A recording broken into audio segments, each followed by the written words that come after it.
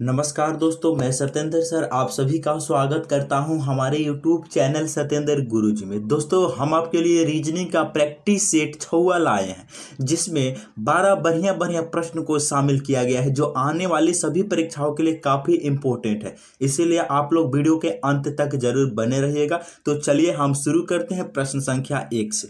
आपका प्रश्न संख्या 1 है, नीचे दी गई श्रृंखला में अगला पद क्या होगा। नीचे दी गई श्रृंखला में अगला पद, यहाँ पर जो क्वेश्चन मार्क है इनके स्थान पर क्या होगा, यही हम लोगों को बताना है। सबसे पहले देखेंगे मेरे दोस्त कि यहाँ पर 2 से 7 कैसे बना है। 2 से 7 बना है, 7 से 23 बना है, 23 से 72 बना है, 72 से 220 बना है और 220 से क्वेश्चन मार्क बनेगा। ठीक है, तो यहाँ पर जो क्वेश्चन मार्क है इनके स्थान पर कौन सा नंबर आएगा यही बताना है। सबसे पहले देखेंगे यहाँ पर कि लॉजिक क्या लगेगा, ध्यान देंगे। यहाँ पर 2 से 7 बना है, अगर 2 को हम 3 से गुना कर दें अब +1 कर दें तो 7 बन जाएगा। 2 गुना 3 6, 6 + 1 7। अच्छा, यहाँ पर देखेंगे 7 से 23 कैसे बना है। इनको क्या करेंगे, 3 से गुना कर देंगे अब प्लस इसमें हम 2 ऐड कर देंगे। ठीक है, 7 त्रिकी 21, 21 में 2 जोड़ेंगे 23 बन जाएगा। यहाँ पर देखेंगे 23 से 72 कैसे बना है। सिमिलरली यहाँ भी 3 से गुना करो, यहाँ पर प्लस का 3 किया गया है। समझ पा रहे हैं कि नहीं। पहले यहाँ पर +1 हुआ है, फिर +2 हुआ है, फिर +3 हुआ है। हर बार 3 से गुना करके एक एक नंबर बढ़ाकर ऐड किया जा रहा है। तो अगली बार देखेंगे यहाँ भी 3 से गुना हुआ है, लेकिन इसमें प्लस का कितना 4 किया गया है, करके देखते हैं। यानी 72 गुना 3 कितना हो जाएगा, 3 दूनी 6 और 7 त्रिके 216 और 216 में 4 को हम ऐड करेंगे तब जाके 220 बनेगा। ये बात बिल्कुल क्लियर है। यानी सब जगह 3 से गुना करो, लेकिन यहाँ पर जो प्लस किए जाने वाला नंबर है वो एक एक बढ़ रहा है। यहाँ +1 +2 +3 +4, तो 220 को हम गुना करेंगे 3 से, लेकिन इसमें प्लस कितना करना होगा भाई, यहाँ +4 किए हैं तो यहाँ पर प्लस का 5 करना होगा। समझ पा रहे हैं, बिल्कुल। तो यानी 220 गुना 3 अब +5, 220 गुना 3 करेंगे तो जानते कितना हो जाएगा, 22 3 66, 660 हो जाएगा। अब +5 को हम ऐड करेंगे तो कितना हो जाएगा, 665।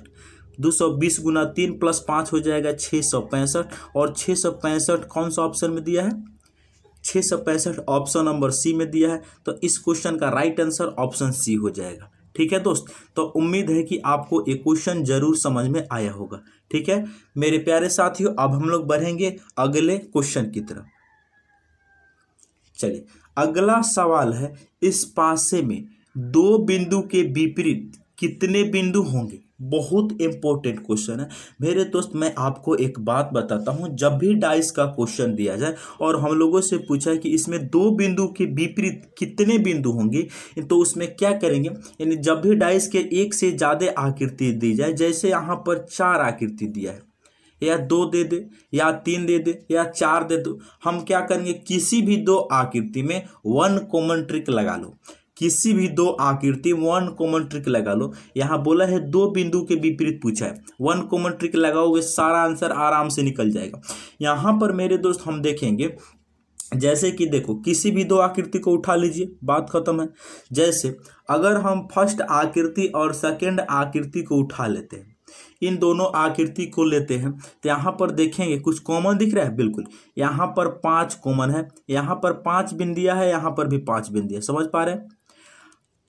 फर्स्ट पासा में यहाँ भी 5 कॉमन है, 5 बिंदी कॉमन है, यहाँ भी 5 बिंदी कॉमन है। तो जो कॉमन बिंदी है उसको ऊपर नीचे लिख ले, डाइस का ये रूल होता है। ठीक है, उसके बाद जो भी कॉमन है उसके बाद क्लॉकवाइज डायरेक्शन में घूमेंगे। ठीक है, 5 के बाद क्लॉकवाइज डायरेक्शन में घूमेंगे, 5 के बाद क्लॉकवाइज में घूमेंगे। जैसे फर्स्ट आकृति में 5 के बाद क्लॉकवाइज में जब हम घूमेंगे तो 5 के बाद में क्या आएगा, 3 आएगा, 3 के बाद में क्या आएगा, 2 आएगा। समझ पा रहे हैं कि नहीं। यानी क्लॉकवाइज डायरेक्शन में घूमने पर जो पहले आता है उसे पहले लिखो, जो बाद में आता है उसे बाद में लिखो। तो 5 बिंदी के बाद क्लॉकवाइज घूमने में तो 3 बिंदी आ रहा है। अच्छा, 3 के बाद 2 आ रहा है, बहुत बढ़िया। आकृति नंबर यहाँ पर सेकेंड में 5 के बाद क्लॉकवाइज में घूमेंगे। मेरे बाबू एक बात हमेशा याद रखना, जब एक आकृति में अपने क्लॉकवाइज घुमाए तो दूसरी आकृति में भी क्लॉकवाइज ही घूमना पड़ेगा। तो यहाँ पर 5 बिंदी के बाद में कितना बिंदी आएगा, 4 बिंदी आएगा। अच्छा, 4 बिंदी के बाद में कितना बिंदी आएगा, 6 बिंदी आएगा। ठीक है। अच्छा, ऐसा करने से जो एक दूसरे के यह ऊपर नीचे आता है ना, यही हो जाता है एक दूसरे का विपरीत। जैसे 2 का विपरीत 6 हो जाएगा, 6 का विपरीत 2 हो जाएगा, 3 का विपरीत 4 हो जाएगा, 4 का विपरीत 3 हो जाएगा। अच्छा, ये बताइए 5 का विपरीत क्या होगा मेरे दोस्त? जो बिंदियां नहीं दिख रही है, इन दो आकृति में कौन ऐसा बिंदिया है, जब 1 से लेके 6 बिंदी दी गई है तो इसमें कौन ऐसा बिंदी है जो नहीं दिख रहा है? तो 1 नहीं दिख रहा है, तो जो नहीं दिखेगा वह यहाँ पर आएगा।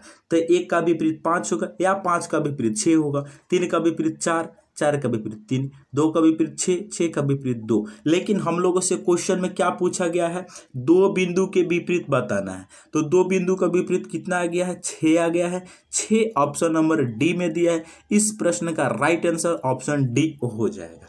ठीक है दोस्त, उम्मीद है कि आपको ये क्वेश्चन भी समझ में आया होगा। अब हम लोग नेक्स्ट क्वेश्चन की तरफ बढ़े, चलिए बढ़ते हैं।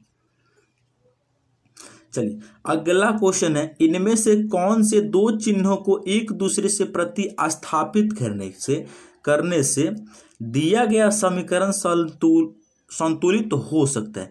क्वेश्चन ने बोला है भाई कि यहाँ पर जो समीकरण दिया गया है, इस समीकरण में किन्हीं भी 2 सिंबल को आपस में प्रतिस्थापित का मतलब होता है एक को हटा दो और एक ला दो। ठीक है, जैसे प्लस हटाओ तो माइनस लाओ, या माइनस हटाओ तो प्लस लाओ, इसका मतलब ए होता है। तो यहाँ पर जो समीकरण दिया है वह संतुलित हो जाए। मान लेते हैं कि ऑप्शन नंबर ए सही है, तो ऑप्शन नंबर ए के अकॉर्डिंग प्लस चेंज हो जाएगा गुना, गुना चेंज हो जाएगा प्लस, यानी प्लस के स्थान पे गुना आ जाएगा, गुना के स्थान पर प्लस आ जाएगा। ठीक है, तो ऑप्शन ए के अनुसार हम इसमें रखते हैं। ऑप्शन ए से जब चलेंगे तो यहाँ पर क्या है, 15 है। 15 के बाद में क्या है, प्लस। तो प्लस के स्थान पे कितना लेना है, प्लस और माइनस, प्लस और गुना को आपस में इंटरचेंज करना है। तो प्लस के स्थान पे रखना है गुना, बिल्कुल सही 15। उसके बाद भागा ज्यों का त्यों रह जाएगा, उसके बाद 15, माइनस भी ज्यों का त्यों रह जाएगा, उसके बाद है गुना। तो गुना के जगह पर क्या आ जाएगा भाई, गुना के जगह पे आ जाएगा प्लस 15। आप बराबर में कितना, तो 15 देवे किया। मेरे प्यारे साथियों, मैं आपको एक बात बताता हूं, ध्यान से आप लोग समझिएगा। यहाँ पर जो क्वेश्चन दिया गया है सारा जगह 15 है। इसमें बोर्डमास का बहुत बड़ा रोल होता है। बोर्डमास के तरीका से इसको सॉल्व किया जाता है भाई, ध्यान देना। ठीक है, बोर्डमास के तरीके से। बोर्डमास कहता है सबसे पहले ब्रैकेट तब अप, अगर ये दोनों नहीं है तब डिवाइड, तब मल्टीप्लाई, तब एडिशन और सब्ट्रैक्शन। ठीक है मेरे प्यारे साथियों, मैं आपको एक छोटा सा ट्रिक बता दूंगा। देखो, हमेशा बोर्डमास के रूल में पहले भाग का काम किया जाता है, तब गुना का काम किया जाता है। लेकिन मेरे दोस्त आपको एक बात बताऊंगा, यहाँ से लेकर यहाँ तक समीकरण को एक के बार में सॉल्व कर लो। पहले भागा करो, उसके बाद गुना कर लो, और तब इस प्लस माइनस में किसी को एक साथ कर लो, कोई दिक्कत नहीं है। करके देखते हैं। बोर्डमास के रूल के अकॉर्डिंग ही सॉल्व करेंगे, लेकिन स्टेप बचाने के लिए हम सबसे पहले भागा कर लेंगे, जो भी वैल्यू आएगा उसको गुना के करके डायरेक्ट लिख देंगे। ठीक है, 15 को 15 से भागा करेंगे, 1 बचेगा। 15 को 15 से भागा करेंगे, 1 बचेगा। 1 को 15 से गुना करेंगे, कितना बचेगा, 15। यानी यहाँ तक वैल्यू आ गया कितना, 15। बहुत बढ़िया। माइनस का 15 प्लस का 15, आप बराबर में 15 तो इधर देवे किया है। ठीक है ना, बहुत बढ़िया। अच्छा, एक बात बताएंगे मेरे दोस्त, यहाँ पर ध्यान से हम लोग देखेंगे। क्या ध्यान से देखेंगे, इस 15 से 15 कट सकता है, प्लस माइनस है तो बिल्कुल। तो इधर भी 15 आ गया, अब बराबर के इस साइड भी 15 आ गया, यानी LHS बराबर आ गया RHS। ठीक है भाई, यानी कि कहने का मतलब यहाँ से बात क्लियर हो गई कि यहाँ ऑप्शन नंबर ए बिल्कुल ठीक आंसर होगा, क्योंकि ऑप्शन नंबर बी के अकॉर्डिंग चलने पर हमारा संतुलित हो जा रहा है समीकरण। तो इसीलिए ऑप्शन ए इस क्वेश्चन का ठीक आंसर हो जाएगा। ठीक है दोस्त, बढ़ते हैं अगले क्वेश्चन की तरफ। चलिए नेक्स्ट क्वेश्चन। अगला क्वेश्चन है, काफी इंपॉर्टेंट है। कह रहा है, इनमें से कौन सा आरेख सूर्य, चंद्रमा तथा तारों में संबंध स्थापित करता है। देखो, ये जो क्वेश्चन दिया है ना, बोल रहा है कि इसमें से कौन सा आरेख सूर्य, चंद्रमा तथा तारे में संबंध स्थापित करता है। बात को समझ रहे हैं, समझ पा रहे हैं कि नहीं? बिल्कुल। यानी सूर्य, तारा और सूर्य, चंद्रमा और तारा, ये तीनों के बीच में कौन सा आरेख बनेगा, यही बताना है। सबसे पहले देखेंगे, एक बनाएंगे सूर्य का हम आरेख। एक सूर्य का बनाएंगे तो सूर्य का हो जाएंगे ए, बहुत बढ़िया। अच्छा, सूर्य का हो गया लाल वाला। अच्छा, यहाँ पर हम लोग क्या करेंगे, एक चंद्रमा का बनाएंगे। अच्छा, ये बताइए सूर्य और चंद्रमा के बीच में कोई रिलेशन है? कोई रिलेशन नहीं है। सूर्य एक तारा है, चंद्रमा एक उपग्रह है, तो सूर्य और चंद्रमा के बीच में कोई रिलेशन नहीं है, तो अलग हो जाएगा। अच्छा, ये बताइए सूर्य और तारे के बीच में कोई रिलेशन है? हाँ बिल्कुल है। इनके बीच में क्या रिलेशन है भाई? इनके बीच में क्या रिलेशन है? देखो, इनके बीच में रिलेशन है कि सूर्य एक तारा है, ठीक है, तो सूर्य के बाहर में आ जाएगा तारा, सूर्य के बाहर में आ जाएगा तारा, ठीक है। तो ऐसा इसका आरेख बनेगा। सूर्य एक तारा है, जो भीतर वाला होगा सूर्य, ये बाहर वाला हो जाएगा तारा, और चंद्रमा अलग हो जाएगा। चंद्रमा क्यों अलग हो जाएगा भाई? चंद्रमा इसलिए अलग हो जाएगा क्योंकि यह एक उपग्रह है, यही हो जाएगा तारा। अच्छा, तारा के भीतर आ जाएगा सूर्य, ठीक है। तो ऐसा कौन सा ऑप्शन में दिया है भाई? ऐसा ऑप्शन नंबर डी में दिया है। तो इस प्रश्न का ठीक आंसर ऑप्शन नंबर हो जाएगा डी।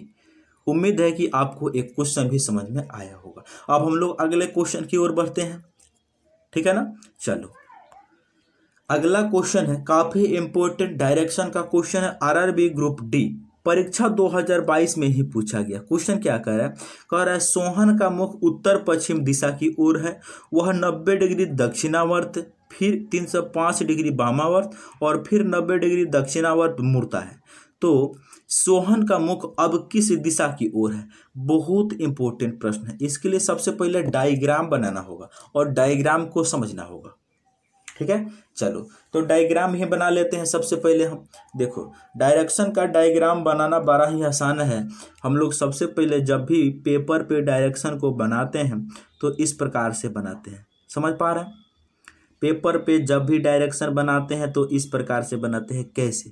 देखो, पेपर पे हमेशा ऊपर में दोस्त उत्तर होता है, ठीक है। अच्छा, दहिना जो हमारा हाथ है ना, वो दहिना बगल में पूर्व होता है, बहुत बढ़िया। अच्छा, ऊपर में उत्तर हो गया तो उसका अपोजिट नीचे में हो जाए दक्षिण, बहुत बढ़िया। अच्छा, यानी कि दाहिने बगल में पूर्व हो गया तो ऑलरेडी बाएं बगल में हो जाएगा पश्चिम। ये बात से क्लियर है। चार हमारे, देखो, डायरेक्शन में चार मुख्य दिशाएं होती है और चार उप दिशा होती है। तो यानी कि यह चार मुख्य दिशा है, उत्तर दक्षिण पूर्व पश्चिम, ठीक है। यानी कि उत्तर दक्षिण पूर्व पश्चिम बन गया। और यहाँ पर देखेंगे, आपसे अगर कोई गलती से भी पूछ ले कि मेरे दोस्त बता दीजिए उत्तर और पूर्व के बीच में यहाँ पर जो कोण बनता है कितना डिग्री का होता है, तो किसी भी दो मुख्य दिशा के बीच में जो एंगल बनता है वह 90 डिग्री का बनता है। ये बात तो सहमत है बिल्कुल। लेकिन हम लोगों से यहाँ से क्वेश्चन बनने वाला नहीं है। इसमें चार उप दिशाएं होती है, उसको भी बनाना पड़ेगा, ठीक है। चार उप दिशाएं होती है, उनको भी बनाना पड़ेगा। ये चार मुख्य दिशाएं हो गए, चार उप दिशा। अच्छा, चार उप दिशा कौन कौन होता है भाई? देखो, उत्तर और पूर्व के बीच वाले दिशा को बोला जाता है उत्तर और पूर्व, बहुत बढ़िया। दक्षिण और पूर्व के बीच वाले दिशा को बोला जाता है दक्षिण और पूर्व। अच्छा, दक्षिण और पश्चिम के बीच वाले दिशा को बोला जाता है दक्षिण और पश्चिम, बहुत बढ़िया। उत्तर और पश्चिम के बीच की दिशा को बोला जाता है उत्तर और पश्चिम। ये बात से सहमत है? अगर ये बात से सहमत है तो बिल्कुल आपका क्वेश्चन बहुत ही जल्दी अब बनने वाला है, ठीक है। करके दिखाते हैं आपको। देखो ध्यान से मेरे दोस्त, आपसे अगर कोई भी व्यक्ति पूछ ले कि उत्तर और उत्तर पूर्व के बीच में जो यहाँ पर कोण बनेगा, यहाँ पर कितना डिग्री का कोण बनता है, तो आपका जवाब क्या होगा? आपका जवाब होगा कि इन दोनों के बीच में 45 डिग्री का कोण बनता है। कुल मिला के कहने का बात यह है कि उत्तर और पूर्व के बीच में दिशा कितना डिग्री का कोण बनाता है? 90 डिग्री का। लेकिन मेरे दोस्त, उप दिशा और मुख्य दिशा के बीच में कितना डिग्री का कोण बनता है? हमेशा 45 डिग्री का बनता है। ये बात से सहमत है?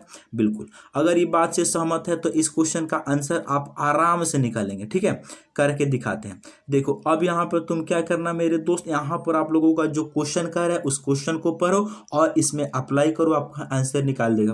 क्वेश्चन कह रहा है सोहन का मुख उत्तर पश्चिम दिशा की ओर है, बहुत बढ़िया बात है। सोहन का मुख है जो कौन सी दिशा में है? उत्तर पश्चिम। उत्तर पश्चिम देखो कहाँ पे है? उत्तर पश्चिम। उत्तर पश्चिम यानी कि इस डायरेक्शन में है, यानी उसका जो पहला मुंह है वो यहाँ पर है, यानी उत्तर दिशा में वह व्यक्ति पहले स्थान पर, पहला स्थिति यहाँ पर है, बहुत बढ़िया बात है। क्वेश्चन ने बोला है फिर वह 90 डिग्री दक्षिणावर्त घूमता है। दक्षिणावर्त का मतलब समझते हैं, सुई, घड़ी की सुई जिस दिशा में चलती है उस दिशा में, तो दक्षिणावर्त का मतलब 90 डिग्री। तो यहाँ से उत्तर दिशा में जाएगा तो 45, फिर 45 जाना होगा, यानी कि वह व्यक्ति जो है उत्तर पश्चिम से वो चला जाएगा उत्तर पूर्व दिशा में, यानी उसकी दूसरी जो स्थिति हो गई यहाँ पर आ जाएगा, यानी दूसरी स्थिति आ जाएगा उसका उत्तर और पूर्व। बहुत बढ़िया। आगे क्वेश्चन कहता है फिर वह 360 डिग्री वामावर्त घूमता है। फिर वह 360 डिग्री वामावर्त।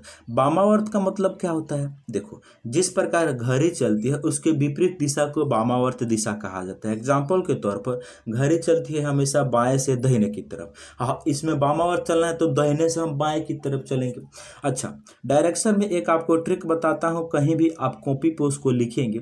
देखो, जब भी डायरेक्शन में 360 डिग्री चलना हो तो घड़ी के सुई की दिशा में चलिए या घड़ी के सुई के चलने के विपरीत दिशा में चलिए, पुनः आप उसी दिशा में पहुंच जाएंगे। तो वामावर्त बोला है तो यहाँ से घूमकर फिर ही बेचारा यहीं पे आ जाएगा।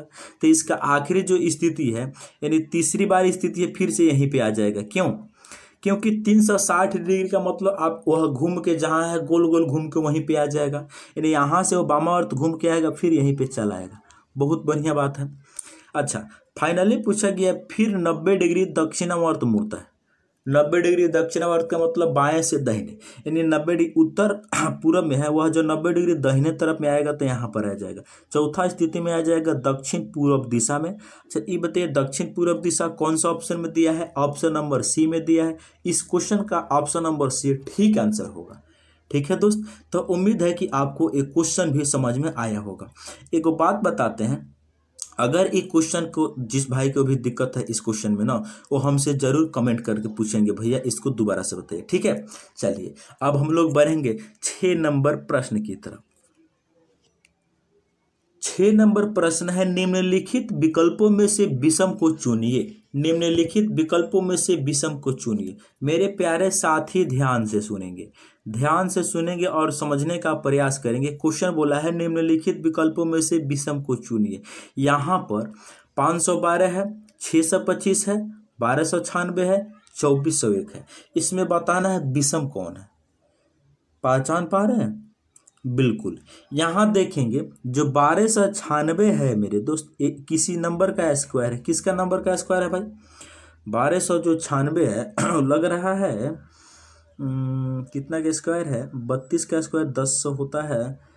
नहीं, 32 का स्क्वायर नहीं है, ये किसी भी नंबर का स्क्वायर है। किन का स्क्वायर है हम करके देखते हैं। किन का? हाँ बिल्कुल, 38 का स्क्वायर है। 38 का स्क्वायर है, निकाल के चेक भी कर लो तुम। 8 28 64 के 4 हासिल कितना? 6।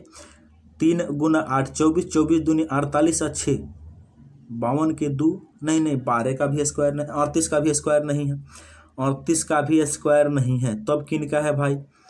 38 का भी नहीं, तो 34 को चेक करो। 34 का चेक करो, 34 का हो सकता है। 4 चौका 16 के 6 हासिल कितना? 1। 4 3 12, 12 दूनी 24, 24 1 25, नहीं इनका भी नहीं है मेरे दोस्त। 1296 किनका स्क्वायर होता है? इसका स्क्वायर रूट ही निकाल लेते हैं हम, इनका स्क्वायर रूट ही निकाल लेते हैं। 2 अंक का जोड़ा लगाएंगे। बिल्कुल, यहाँ लास्ट में क्या है? 6 है, तो या तो यह 4 का स्क्वायर रहा होगा या 8 का। बिल्कुल, और यहाँ पे है 3। बिल्कुल। अच्छा, 4 का स्क्वायर होता है कितना? 16 होता है। 8 का स्क्वायर होता है 64। ठीक है, अब यहाँ पर हम लोग देखेंगे कितना होता है? 64 होता है। तो ये बताएंगे यहाँ पर सबसे पहले 64 के नज़दीक में है कि 16 के? नहीं, 64 के नज़दीक में है तो यानी कि 8 वाला ही आएगा। ये 38 का ही स्क्वायर होगा, करके देखते हैं भाई। 38 का स्क्वायर ही होगा। 8 28, 8 गुना 8 64, नहीं लास्ट के कितना? लास्ट के मेरे दोस्त कितना आना चाहिए? लास्ट के आना चाहिए 6। तो 38 का स्क्वायर तो नहीं दिख रहा, फिर किनका स्क्वायर है? करके देखते हैं। अच्छा चलो इसको बाद में देखते हैं, यहाँ पर करके देखते हैं। 625 जो है ये 25 का स्क्वायर है। बिल्कुल सही। 6 का स्क्वायर किन का स्क्वायर है? 625 जो है ये 25 का स्क्वायर है। अच्छा, 24 से 1 किन का स्क्वायर है भाई? 24 से 1 जो है यह 49 का स्क्वायर है। ठीक है, यह 49 का स्क्वायर है। अच्छा, एक बात बताइए, यहाँ पर जो 1296 है ये किन का स्क्वायर? हमने आपको क्या बताया? या तो ये 4 का स्क्वायर रहा होगा या फिर 4 का स्क्वायर 16 या 8 का स्क्वायर 16 होता है, करके देखते हैं। 34 का स्क्वायर हमने कर लिया, नहीं मिल पा रहा है। 34 का स्क्वायर 4 चौका 16 के 6 हासिल कितना 1, 3 गुना 4 12, 12 दूना 24, 24 1 25 के 5 हासिल कितना, हासिल कितना मेरे दोस्त यहाँ पर 9 नहीं आ रहा है, इसका मतलब 34 का भी स्क्वायर नहीं है, तो 38, 4 का नहीं है। उसके बाद 36 का देख लेते हैं, बिल्कुल 36 का देख लेते हैं। 6 छक 36 के 6 हासिल कितना 3, यहाँ देखेंगे 6 त्रिकी 18, 18 दूनी 36 3 39 के 9 हासिल कितना 3, 3 त्रिकी 9 3 12, बिल्कुल सही। यानी 36 का स्क्वायर है भाई, 36 का स्क्वायर कितना है 1296। अब बात क्लियर में आ गया। आपका मैथ थोड़ा सा भी ठीक होगा तो आपको मालूम चल गया होगा कि कैसे हमने निकाला है, ठीक है। और हम स्क्वायर रूट और सारा वीडियो का मैथ का भी क्वेश्चन बनाने का प्रयास कराएंगे आप लोगों को। ये 36 का स्क्वायर है, समझे। ये 25 का स्क्वायर है, option B. Option number D 49 का स्क्वायर है। ऑप्शन नंबर सी 36 का स्क्वायर है। लेकिन मेरे दोस्त 512 जो है किसी भी नंबर का स्क्वायर नहीं है, यह क्या है 8 का क्यूब है, 8 का घन है, इसीलिए ऑप्शन नंबर ए बाकियों से अलग हो जाएगा। बात को समझे है कि नहीं समझे, बिल्कुल। चलिए अब हम लोग आगे क्वेश्चन की तरफ बढ़े। क्यों अलग हुआ आपको समझ में आ गया होगा। चलते हैं नेक्स्ट क्वेश्चन की तरफ। चलिए क्वेश्चन नंबर 7 है, नीचे दिए गए आकृति श्रृंखला को पूरा कीजिए। मेरे दोस्त यहाँ पर जो क्वेश्चन मार्क है इनके स्थान पर चारों ऑप्शन में से कौन होगा। आपके सामने सीजीएल का पूछा हुआ क्वेश्चन है, ध्यान देंगे। सबसे पहले देखेंगे यहाँ पर लॉजिक क्या है, ठीक है। देखो मेरे दोस्त यहाँ पर तुम कुछ नहीं करना, सबसे पहले एरो का रोटेशन को तुम चेक करो। देखो पहली आकृति में एरो इस डायरेक्शन में था, अगली आकृति में नीचे की तरफ आ गया, अगली आकृति में इस डायरेक्शन में चला गया। कहने का मतलब एरो का रोटेशन आपको मालूम चल चुका है। क्या जो एरो है ना वह 90 डिग्री घूम रहा है घड़ी के चलने के उल्टे दिशा में, ठीक है। कितना दिशा में, घड़ी जिस प्रकार चलता है उसके उल्टे दिशा में, एंटी क्लॉकवाइज डायरेक्शन में, ठीक है। तो इस डायरेक्शन में था, अगली बार नीचे आ गया, देख रहे हैं, फिर अगली बार इस डायरेक्शन में आ गया, तो अगली बार किस डायरेक्शन में जाएगा भाई, अगली बार एरो जो है ऊपर की तरफ जाएगा। तो ऑप्शन नंबर बी गलत क्योंकि एरो नीचे की तरफ दिया है। ऑप्शन नंबर सी गलत क्योंकि एरो नीचे की तरफ दिया है, ठीक है। तो हमारा 2 ऑप्शन तो ऐसे ही कट गया। अब हम लोग देखेंगे मेरे दोस्त यहाँ पर जो जेड है ना लेटर, इनका हम प्लेस को चेक करेंगे। देखो यहाँ पर था जेड, समझ पा रहे हैं, यहाँ पर जेड है ना। इसमें से एक घटाएंगे, जेड में से एक घटाएंगे तो वाई बचेगा, लेकिन 90 डिग्री घूम रहा है, यहाँ से आ गया है यहाँ अगली आकृति में। देखो यानी कि यहाँ से आ गया यहाँ पर, एक घटा कर यहाँ पर आ गया, बहुत बढ़िया। फिर अगली बार एक घटाया यहाँ पर आ गया, यानी 90 डिग्री घूम रहा है। जो यहाँ पर लेटर जो है 90 डिग्री क्लॉकवाइज डायरेक्शन में घूम रहा है, तो अगली बार यहाँ पर आएगा, लेकिन यहाँ पर क्या आएगा, एक्स में से एक घटेगा तो डब्लू बचेगा, यहाँ पर आएगा डब्लू, वो चला जाएगा ऊपर, लेकिन यहाँ पर डब्लू आना चाहिए। तो ये बताइए डब्लू कहाँ पर है, डब्लू तो ऑप्शन नंबर डी में दिया है, तो ऑप्शन नंबर ए गलत क्योंकि यहाँ पर डब्लू नहीं है। हमारा कुल मिला के बात क्लियर होगी कि ऑप्शन नंबर डी सही होगा। अच्छा सर्किल का रोटेशन क्या है, सर्किल अगली आकृति में यहाँ पर आया है, फिर अगली आकृति में यहाँ पर आया है, तो अगली आकृति में जेड के स्थान पर पहुँच जाएगा। ये बात समझे है कि नहीं, बिल्कुल।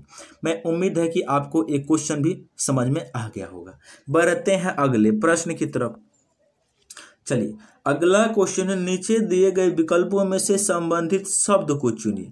नीचे दिए गए विकल्पों में से संबंधित शब्द को चुनिए। यहाँ पर देखेंगे जिस प्रकार गाना का संबंध जो है गुड़ के साथ में है, वही संबंध नारियल का क्वेश्चन मार्क के साथ में है। सबसे पहले देखेंगे यहाँ पर ध्यान से कि गन्ना और गुड़ के बीच में क्या रिलेशन है। देखो हम सभी को बहुत ही बढ़िया तरीका से और बेहतरीन तरीका से जानते हैं, गन्ना से गुड़ बनाया जाता है, गन्ना से गुड़ बनाया जाता है। उसी प्रकार नारियल से क्या बनाया जाएगा भाई, नारियल से बनाया जाएगा जानते हैं, नारियल की जटा। ऑप्शन नंबर सी इस क्वेश्चन का ठीक आंसर होगा, नारियल की जटा बनाया जाएगा। बात को समझ में है कि नहीं समझे, बिल्कुल। चलिए अगला क्वेश्चन की ओर बढ़े, अगला प्रश्न की ओर बढ़ा जाए। चलिए अगला प्रश्न की ओर हम लोग आ चुके हैं। अगला क्वेश्चन कह रहे हैं, नीचे दिए गए विकल्पों में से संबंधित संख्या को चुनिए। बहुत इंपॉर्टेंट क्वेश्चन है भाई, नीचे दिए गए विकल्पों में से संबंधित संख्या को चुनना है। ठीक है। यहाँ पर 7 का जो संबंध है किनके साथ में है, 32 के साथ में है। वही संबंध 35 का क्वेश्चन मार्क के साथ में होगा। हम लोग देखेंगे कि 7 से 32 कैसे बना सकते हैं। बहुत ही आसान है, जानते हैं कैसे? देखो 7 से 32 बनाना हमारे लिए बेहद आसान है। कैसे? यहाँ पर बनाते हैं, ठीक है। 7 से 32 बनाना बहुत आसान है। कैसे? थोड़ा सा भी यहाँ पर लॉजिक तुम देखो 7 से 32 बनाएंगे कैसे, यानी जो 7 है ना इसको गुना करेंगे हम 5 से, तो 7 5 कितना हो जाएगा, 35 हो जाएगा।